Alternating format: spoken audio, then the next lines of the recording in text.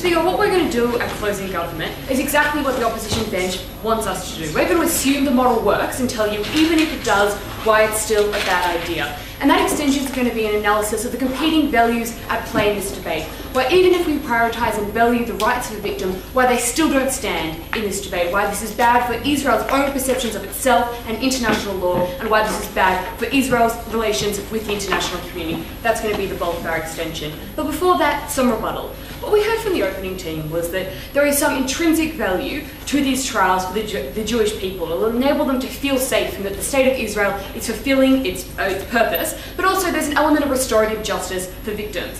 What this misunderstood was that it is totally contrary to exactly how the justice system works, where you don't let victims dole out justice as a form of retribution because they're the aggrieved party with a skewed perspective, Mr. Speaker. We would say that the respect for sovereignty is something that should be upheld, but also the right to a fair trial for these victims. We would say that is particularly important. But secondly, we would deny the assertion that this is exactly what victims want. We don't think victims are in a homogenous group with a particular view about what exactly restorative justice looks like. We would say some victims don't want more death and more suffering. That's a perspective. Secondly, we would say that some people don't actually get any kind of sense of closure or restorative justice as a result of seeing an elderly person go on trial, because what they have suffered is an untold atrocity, the death of their family. Seeing somebody go on trial doesn't do anything to restore you to your original state, do anything to provide any kind of sense of real, tangible closure to the harms that you have suffered. And if these are the people that want vicious, terrible death, they're probably not the people in the best place to decide exactly what that foreign policy should be. In terms of whether or not this does anything to prevent future atrocities, I'll deal with this quite quickly because it was rather facetious. We would say if they're actually afraid of Israel, they probably wouldn't be doing what they're doing in the first place, Mr. Speaker. We would say they have a significant ideological bent, and if they're not stopped by the threat of a nuclear explosion raining down upon their country, they're probably not going to be stopped by the fear of one day standing trial in 40 years. What I want to deal with next was this example that we got about Milosevic and why that trial was such a positive thing. We heard firstly that it fosters debate, and that was good. We would say that firstly, you can find out that non-Germans were involved in the Holocaust by, say, picking up a history book. It's not particularly like a revelation that people weren't exposed to. The Holocaust is well documented, and we don't need this information for closure for victims. But secondly, we would say the debate that actually occurs in Israel, once you have these war criminals, is a debate that says it is okay to prioritize Israel's victimhood and Israel's interest over international law, and that's harmful. I'll explain that in my extension. We would say fundamentally the Milosevic trial, I'll take you in a moment, was different. He was a key leader that was an instigator and needed to be trialed. Every single one of the key leaders of the Holocaust has been captured or is dead. It is different. Gemma, sorry. We agree that prosecution cannot exactly provide restitution in that it cannot exactly provide the same pain suffered to the other person. Doesn't it make the victim feel safer? Doesn't it give them some justice and tell them that their state hasn't given up on them?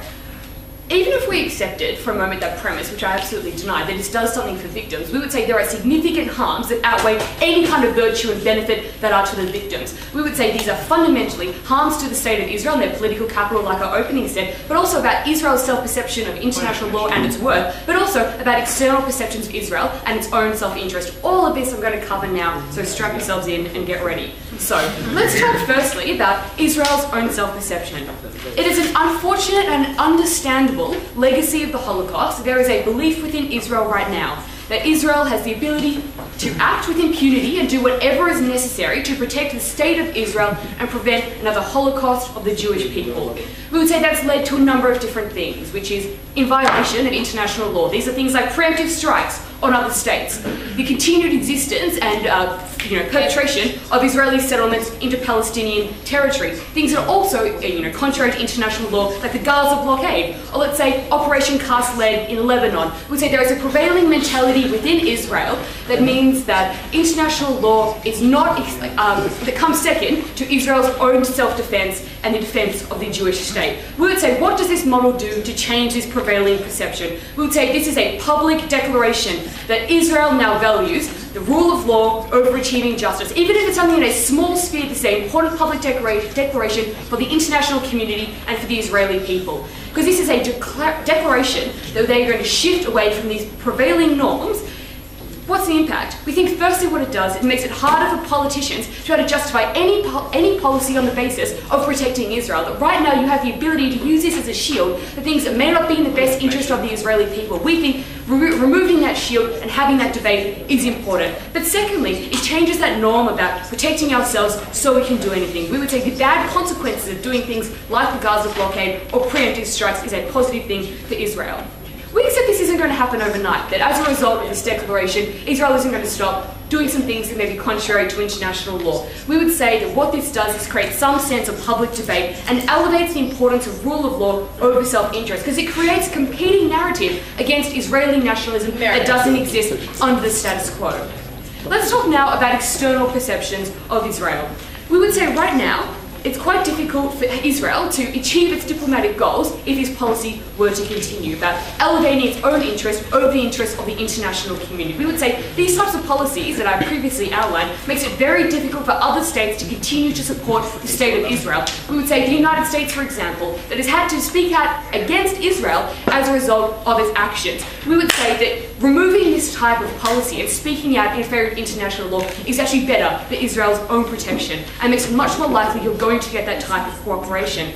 Because what this type of model does, what capturing and killing Nazi war criminals does, is it feeds into a prevailing understanding of what the state of Israel does. So when, let's say, the state of Israel steals Australian passport details, it certainly happened. Oh, they searched. Lovely. Innocent debaters' luggage. All these things feed into a prevailing understanding of what the state of Israel does, which is about its own self-interest over anything else. We would say that that understanding of what the state of Israel does hurts it in the international community, makes it very difficult for its friends to stand up for it. This is definitely not in Israel's national interest, when they may need protection from other states in the future and need that type of outspoken support from other nations in order to preserve its own standing and achieve its own goals in the international community, like, for example, supporting Israel in the peace process. Mr. Speaker, even if this works, it feeds into considerable rhetoric within Israel that it's okay to do anything we like to make sure we preserve our own state. We think that's not in Israel's interest. But secondly, what it does is it confirms prevailing understandings of what the state of Israel is like and what it's willing to do. Changing each of these for considerable benefits, that's why we propose.